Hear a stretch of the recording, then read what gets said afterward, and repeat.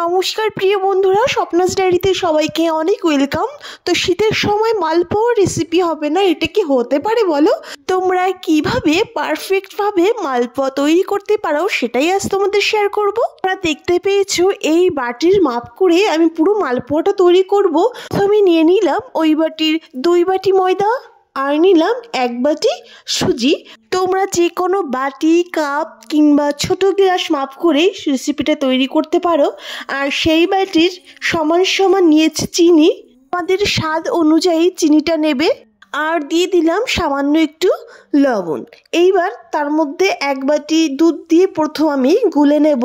এখানে কিন্তু কাঁচা দুধ ইউজ করিনি, জাল করা দুধই নিয়েছি। আর রুম টেম্পারেচারে থাকাই, গরমও নয় একদম ঠান্ডাও নয়। তো অল্প অল্প করে ভালো করে আমি আস্তে আস্তে মেখে নিচ্ছি। তো দেখতে পাচ্ছ অনেকটা শুকনো, আরও 1 বাটি দুধ আমি নিয়ে নিলাম। আবারও হাতার সাহায্যে আস্তে আস্তে বেশ ভালো করে মিশিয়ে নিচ্ছি। দেখতে পাচ্ছ ভালো করে মিশিয়ে নেওয়ার সত্ত্বেও অনেকটাই গাঢ় রয়েছে, তাই আরও 1 বাটি দুধ আমি নিয়ে নিলাম। এখানে তোমরা জলও ইউজ করতে পারো দুধ বাদ দিয়ে।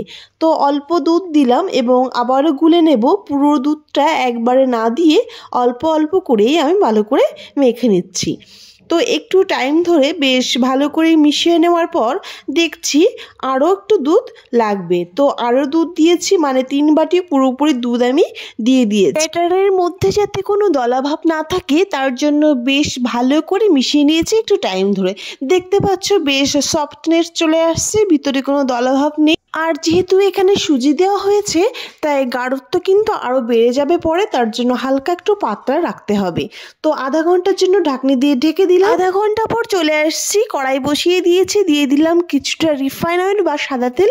আর এদিকে ব্যাটারটাও কিন্তু বেশ পারফেক্টভাবে তৈরি হয়েছে।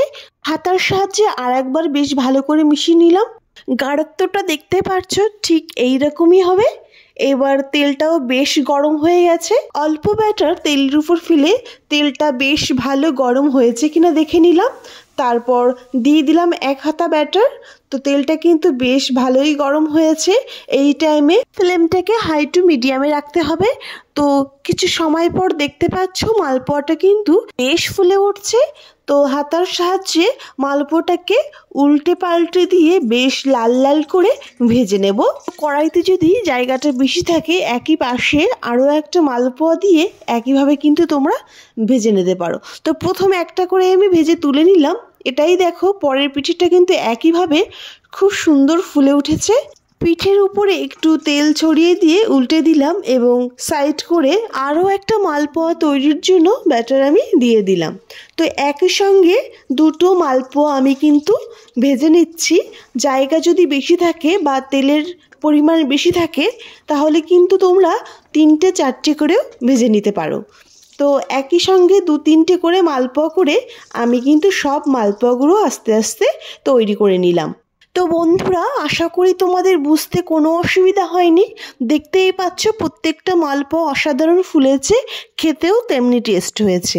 তোমরা অবশ্যই আমাকে কমেন্ট করে জানিও যে তোমাদের কেমন লেগেছে। আর ভালো লাগলে প্লিজ আমার পাশে থেকো। যারা যারা এখনও আমার চ্যানেলটি সাবস্ক্রাইব করোনি প্লিজ সাবস্ক্রাইব করে দিও। ভালো থেকো বন্ধুরা, সুস্থ থেকো। আজকের ভিডিওটা এই পর্যন্ত।